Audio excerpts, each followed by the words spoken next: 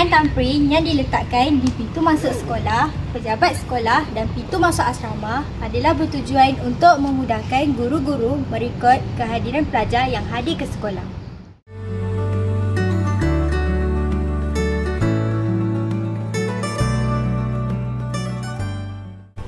Ni Rina. Dia bersekolah di Kolej Vocational Puteri yang terletak di Temerloh Pahang. Rina ni tak ada kawan. Apa-apa semua seorang.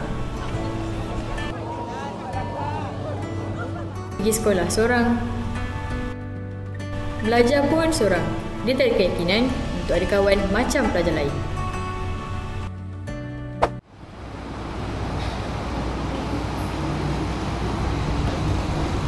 Assalamualaikum semua.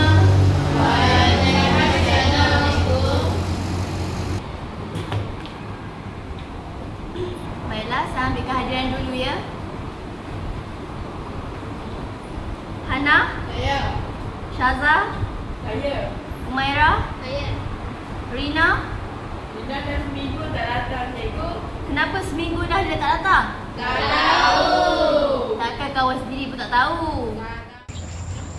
Ni ke rumah Rina? Tengok sekali lah. Tu Rina ke?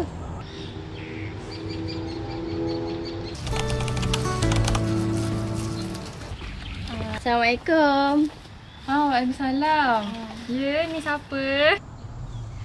Saya guru kelas kepada anak puan, Rina tu. Okey. Saya puan Nasuha. Okey. Saya cuma nak tanyalah. Kebelakangan ni saya tengok Rina tu jarang ada kat sekolah. Tapi dah lebih seminggu dah dia cuti ni puan. Saya nak tanya apa masalah dia. Okey, disebabkan cerita dia panjang, mari kita duduk kat sana sebentar. Baiklah. Okey, cerita dia macam ni. Oh, macam tu cerita dia. Macam ni puan. Nama Rina ni dah naik dalam mesyuarat kami 2 hari lepas. Jadi sebab itulah saya datang jumpa makcik nak tanya kenapa masalah dengan Rina ni, kenapa dah seminggu tak datang. Itulah hajat saya datang kat sini. Kalau macam tu, cikgu buat je lah apa-apa asalkan Rina tu semangat semula untuk pergi sekolah. Oh ya, sebelum saya terlupa, saya nak beritahu puan. Ada guru besar ni, dia mencadangkan satu pertandingan ni. Pertandingan ni mencipta komik. Maklumlah, hari tu saya ada ternampak yang Rina tu dia pandai melukis. Dan lukisan dia tu cantik. Sebab itulah saya nak bagi tahu puan perkara ni. Saya setuju kalau puan nak ambil dia untuk masuk pertandingan tersebut. Baiklah puan, saya pun nak balik lah dulu. Saya pergi dulu ya puan. Yalah, hati-hati ya cikgu. Terima kasih cikgu. Penggunaan komputer riba yang digunakan oleh Rina sangat-sangat membantu Rina untuk mengetengahkan bakatnya. Mencipta komik di dalam komputer riba lebih mudah berbanding mencipta komik di atas kertas.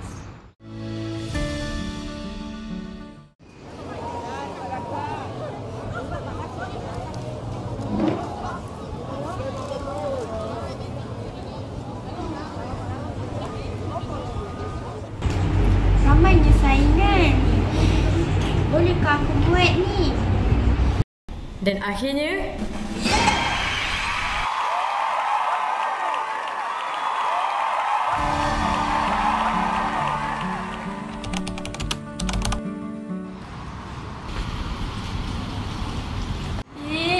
Tu bukan Rina ke? Kau tahu tak pasal dia hari ni? Aku tahu, hari tu ada orang bercakap dia menang Johan pertandingan komik. Mesti lukisan ni cantik kan? Cantik. Nanti kita tengok Rina, apa ni? sebab kau awak menang hari tu, awak layak untuk masuk peringkat kebangsaan. Cikgu harap kau boleh buat ya. Dalam era moden ini, bahan digital sangatlah diperlukan. Dalam dunia pendidikan juga tidak terkecuali. Bahan digital ini mampu untuk membantu pelajar menyelesaikan masalah yang berlaku.